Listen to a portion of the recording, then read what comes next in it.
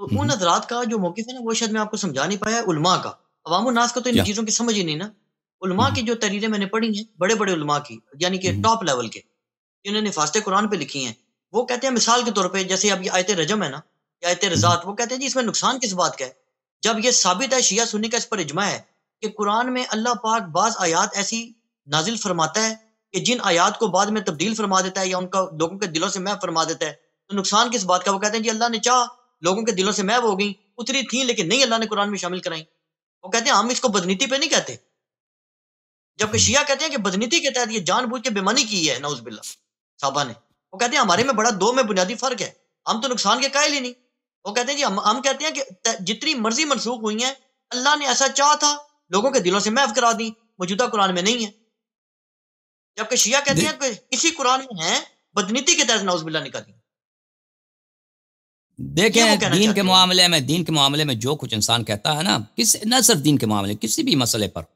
اگر میں اپنے آپ سے کوئی کہانی بنا کے آپ کو سناؤں تو وہ تو صرف ایک کہانی ہے، وہ صرف میرے تخیلات ہیں، صرف میرے خیالات ہیں، اس کی کوئی حقیقت سے کوئی وابستگی نہیں ہے۔ بات وہی صحیح ہوگی جو دلیل کے بنا پر ہوگی۔ ہم جو کچھ بھی کہتے ہیں نا قرآن کے ساتھ یہ ہوا، قرآن کے ساتھ یہ نہیں ہوا، اس کی دلیل ہونی چاہیے۔ دلیل ہے تو بات صحیح ہے۔ علماء جو کچھ فرماتے ہیں، اگر ان علماء کی بات حجت نہیں ہے، علماء اگر اپنے آپ سے بناتے ہیں، گڑتے ہیں نا، تو اس کی کوئی وہ عالمی فاسق ہے جو اپنے آپ سے بناتا ہے دلیل کے بغیر، اس طرح وہ دلیل دکھاؤ میں بھائی، ہم بھی بنا سکتے ہیں، بہت کچھ بنا سکتے ہیں، یہ دین اس طرح تو نہیں ہے۔ اب میں اب بناتا جاؤں گڑتا جاؤں، میرے اپنے جنون جو ہے، میرے اپنے وہم و گمان جو ہے بناتا جاؤں، اس کو کیا اہمیت ہے بھائی؟ کوئی اہمیت ہی نہیں اس کی۔ اب علماء اگر کہتے ہیں کہ اللہ نے فلانے کے دل سے نکال دیا، یہ کس لیے کہتے ہیں؟ یہ قرآن کی آیت ما ننسخ من آیت او ننسها نأتی بخیر منها او مثلها، کہ اللہ تعالیٰ اس آیت کی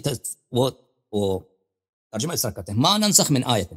ہم کسی آیت کو نسخ نہیں کرتے، او ننسها، یا اس کو فراموش نہیں کراتے۔ انسا نسی فراموشی کو کہتے ہیں، انسا فراموش کرانا، ہم کسی کو فراموش نہیں کراتے۔ نأتی بخیر منها او مثلها، مگر وہ آیت جو اس کو فراموش کرا دیا، اس کو یا اس کو نسخ کر دیا، اسی جیسا یا اس سے بہتر کوئی آیت ہم نازل کرتے ہیں، ٹھیک ہے نا۔ لیکن انسا کا مطلب کیا ہے؟ انسا کا مطلب یہ فراموشی کرانا بھی ہے، ایک اور مطلب بھی ہے، وہ کیا ہے؟ اس کو اپنے حال پہ چھوڑ دینا، ما ننسخ من آیت، ہم کسی آیت کو نسخ نہیں کرتے، او ننسها، یا اس کو اپنے حال پہ چھوڑ دیتے ہیں، نأتی بخیر منها او مثلها، ہم اس سے بہتر لاتے ہیں، اسی جیسا لاتے ہیں۔ اگر کوئی آیت کو اس کو اپنے حال پہ چھوڑ دینا، اس کو نسخ نہیں کرتے، اس سے بھی اسی جیسا آیت مزید نازل ہوگی، اس سے بہتر مزید آیت یہ کہہ رہا ہے، ٹھیک ہے نا۔ تو یہ کوئی صریح نہیں ہے کہ اللہ بلوا دیتا ہے، ٹھیک ہے نا۔ پھر اگر اللہ بلوا دیتا ہے، ذہنوں سے محو ہو جاتی ہے، بھائی اس کی کوئی ہمیں حدیث دکھاؤ، مثلا کوئی حدیث دکھائے بھائی کہ اللہ نے فلان مقام پر کوئی آیات نازل کرا دی، پھر معجزے کے طور پر سب لوگوں کو بھول گئے بھائی، ایک سورہ ہی فراموش کر دیا سب سے، اب لوگوں کو پتہ وہ سورہ کہاں ہے، ٹھیک ہے نا۔ کوئی حدیث رسول پاک صلی اللہ علیہ وسلم کو کوئی واقعہ، صحابہ کو کوئی واقعہ، پھر اس کے برعکس یہ جن آیات کی طرف اشارہ ہو رہا ہے، وہ عائشہ خود کہہ رہی کہ یہ بھائی، وہ کہہ رہی ہے کہ میں خود پڑھتی ہے اس آیت کو، یہ آیت اس طرح وہ نہیں بولی۔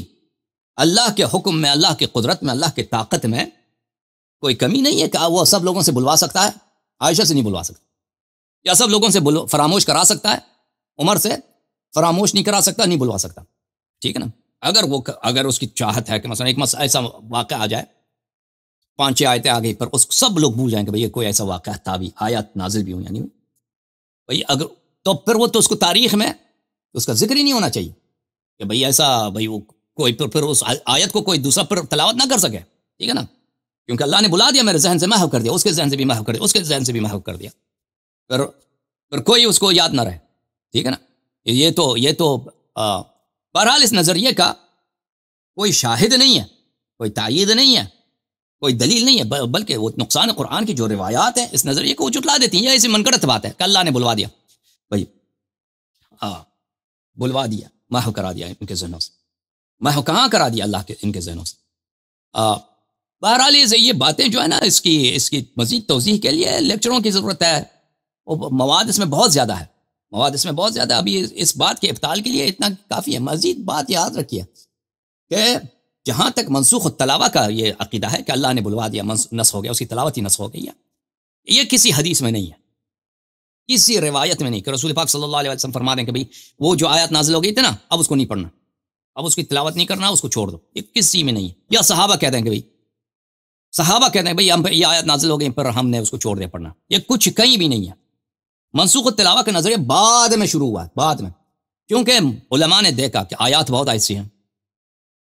آیات ایسی بہت ساری ہیں کہ بھئی قرآن کا اتنا ضائع ہو چکا ہے، اتنی آیتیں نہیں ہیں قرآن، وہ کہاں یہ کہانی شروع کر دی منسوخ التلاوہ۔